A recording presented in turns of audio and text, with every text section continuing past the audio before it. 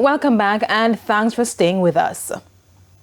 Hours after a coaster crash injuring dozens of students, an earlier video has surfaced sparking concern about road safety, and Transport Minister Daryl Vaz is doubling down on the rural school bus system as the best mode of transport for students. Romardo Lyons reports.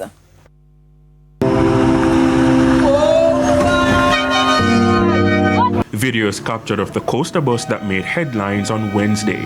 It's understood that it's a student's favorite, and judging by this video, road safety advocates will take issue with the swinging across the road, especially now that the lives of dozens of children were in danger.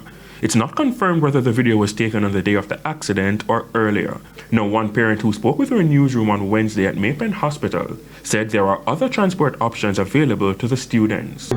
Yes, I always tell him to take the JUTC because where I live, he can get the JUTC from there to the school. You don't have to take no other transportation, but I don't know what happened to them.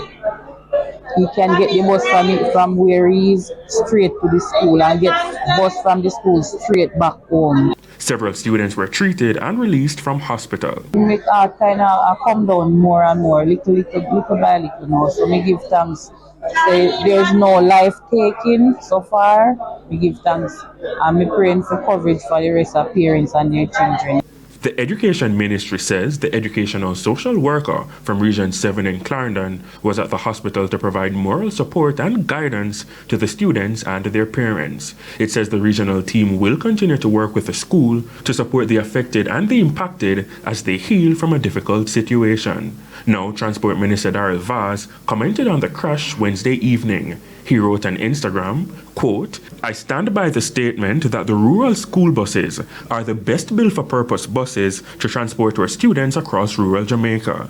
They say the proof of the pudding is in the eating.